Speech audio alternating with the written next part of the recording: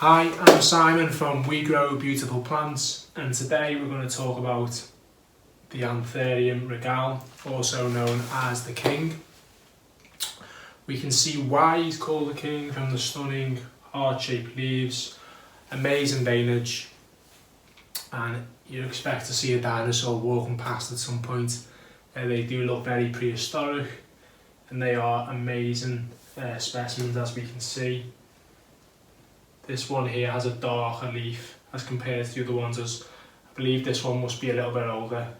A juvenile plant or younger plants will have a paler leaf, and as they age, become older, they become darker and a lot more velvety. This one's approximately 40 centimetres from top to bottom, 20 to 25 across. This one is actually pretty similar, maybe a little bit wider. Again, this one's a smaller, more juvenile plant. They all have amazing aerial roots. There are some actually growth points coming out here as well. So yes, they are absolutely stunning plants in my opinion. In the past they have been known as lace leaf or flamingo flower, but they are now well and truly known as the King or Anthurium Regale or Regale, depending on your pronunciation of Latin. It originates in Peru, in the Amazon, at an elevation of around 1,000 meters, and leaves can grow up to 1.2 meters or 4 feet in length in nature. In cultivation or possibly indoors as well, you're looking at around 80 centimetres to 1 metre, depending on the right conditions. I believe within a year, with the right conditions, this could grow to 80 centimetres, as could possibly this one. This would maybe go to 60, with the right conditions, which we are going to talk about. They were first collected in the late 19th century. As you can see, I'm such a huge fan of Regale. I have a Regale cushion. It's quite comfortable as well. They were first collected in the 19th century by privileged collectors and brought to Europe. This then halted due to the First and Second World Wars, for obvious reasons. And then tropical plants were then repopularised by Alfred de Graaf's Exotica Cyclopedia books, which some of them can still be found in circulation, but they fetch quite high prices. And these obviously re-emerged in the 50s and 60s, and obviously up to present day, due to social media, they are very social media friendly plants, and they are a stunning addition to a plant collection and a focal point within your home. Even to just have one of these. Today we have 3, we're quite lucky. Yeah. Okay, so the velvety leaves are supposedly designed to shed more H2O than if they were glossy. So within the very within the very high humidity of the Amazon, where the air saturation is possibly at 100%, this is an advantage. So at home we're going to shoot for around 70 to 90%, and to achieve this you could put sphagnum moss just on top of your substrate. So if these two are in soil, and a soil mixed with perlite, some bark, we have, what else do we have in there? Some cocoa coir, some charcoal, and some very light natural fertiliser, which I use. This is the microbe tea, but I use the Biosis, I think it's called Thrive, and then this is the microbe tea to go with it. It just contains some useful microbes and natural growth stimulants, which I find to be quite beneficial for the roots and also the general health of the plant. Kind of think of it like a multivitamin as a human being. So to achieve your higher humidity, sphagnum moss bowls of water or cups of water nearby, pebble trays filled with water as well. Obviously a humidifier would be ideal. These plants are not grown here, they're just here for display today. A growing cabinet from the famous Swedish shop, which has become very popular, or a greenhouse. Okay, this is not essential, and I have known, or I've seen, and people have told me that the regales have survived in lower humidity of 50 to 60%, but in their home would certainly below 50%, talking 30, 40 and 50, for longer periods of time in a hot, dry room, then it may possibly struggle. So then this then goes on to light. So it is a medium light plant. It doesn't want direct sunlight, so you don't want it to be in a south facing window, possibly not a southwest facing window because of the intense afternoon sun. So maybe a southeast facing window, but you just need to play about with this. I like to measure light, and I use this, using this very modest device. It can be purchased on Amazon. It is a Doctometer LX133B. You can see them on Amazon. Play about with it, you turn it on. At this moment in time, in terms of foot candles, we're around in this light. So we're in artificial light. It's completely pitch black at night. We're in, with this artificial light, just around, for the plants, we're talking 130 to 150. So obviously that would change when the sun was out. According to the University of Florida, a medium light plant requires 200 to 500 foot candles. Okay, if you want to know, use a lux meter, but they're not essential again, but I just like to know my variables. Okay, so if you're in a directly south facing window, it's probably going to be too much. Southeast could be okay to southwest. You just need to see how your plant reacts to the direct. We definitely don't want it to be in direct sun. A north facing window is probably not ideal either. Obviously it's not going to receive much sun. So let's talk about the next variable, which would be airflow.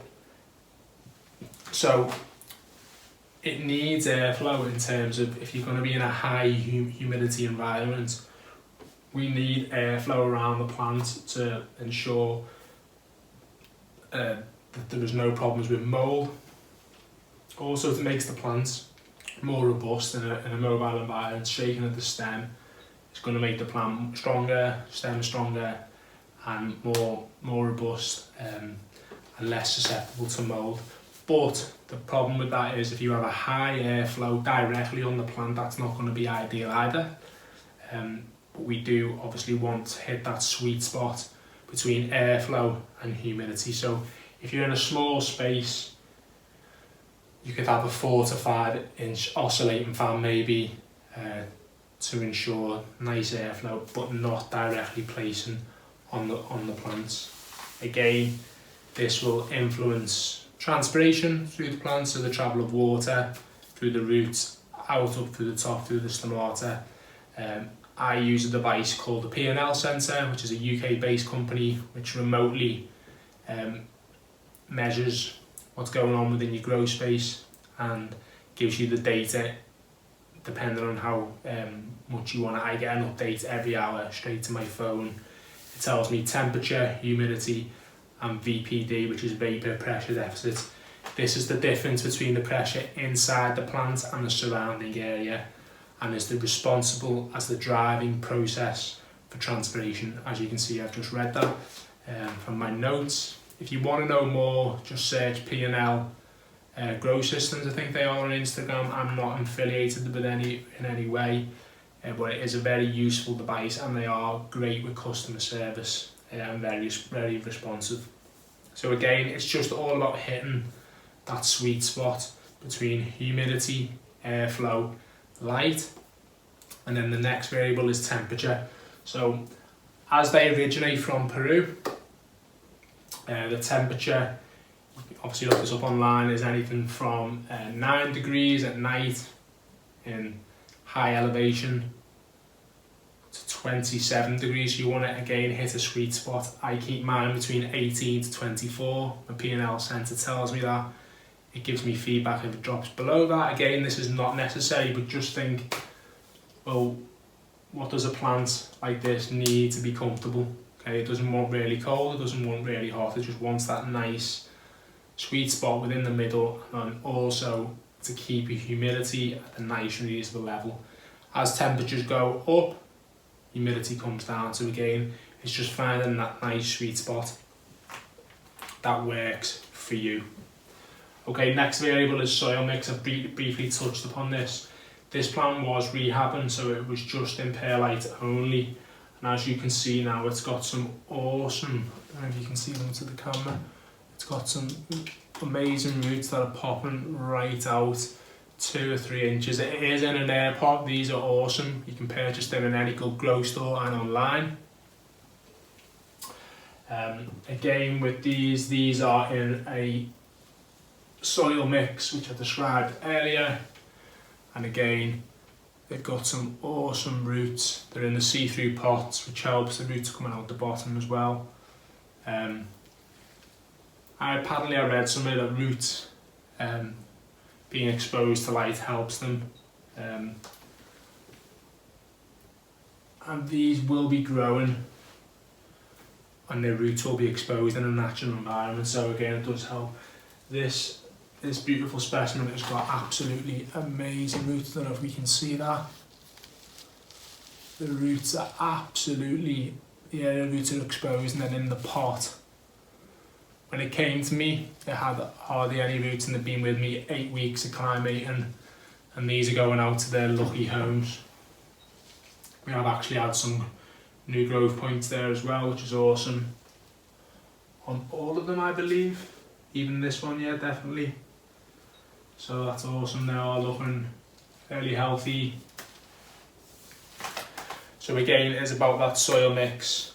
Again, it's all about you finding that balance. It's like people's recipes for a cake. They have their own mix in terms of, some people love perlite, some people don't. So it's using good quality chunky soil mix consisting of perlite, cocoa coir, bark, charcoal, and then your fertiliser of your choice,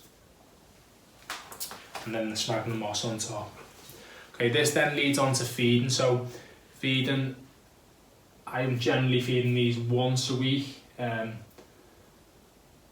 quite lightly to begin with, and I use the CF meter to do this. I haven't brought my CF meter down, but it's just a stick that goes in and it tells you how strong your solution is, and by the electrical conductivity or the EC value. So I would definitely always use a pipette to measure and get these. I think that cost me 25p online, to measure your solution in terms of going into the water. Don't just guess it, don't just pour it. Start light to begin with, always go for a quarter to begin with. Feed it to the plant, give it a day or two, see how it reacts. And then I would let that dry out, give it some water. 3 to 4 days later, again, anthuriums in particular, they like water, but they don't want to be sitting in water. So they want good free drainage. Obviously these air pots, these have got holes in quite as well, but not quite as aerated as the air pot.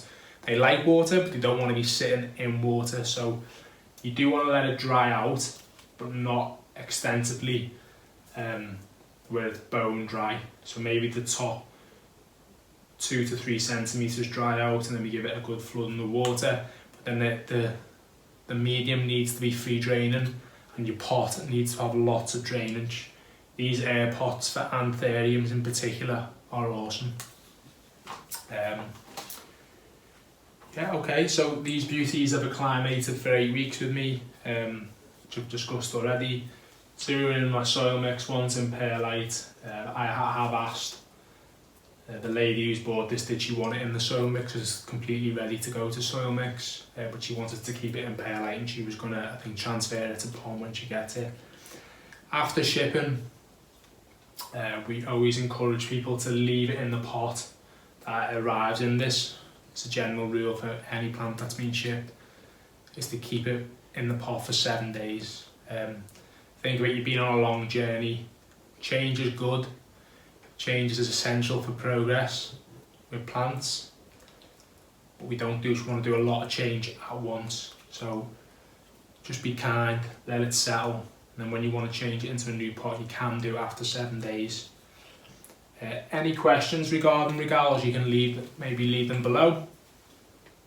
If you want to pre-order, you could drop me an email at hello@wegrowbeautifulplants.com, or drop me a DM on Insta, which is wegrow and then there's a dot beautiful plants. Thank you so much for watching. I'm Simon from We Grow Beautiful Plants. Please subscribe below and follow us on Instagram. Thank you for your time.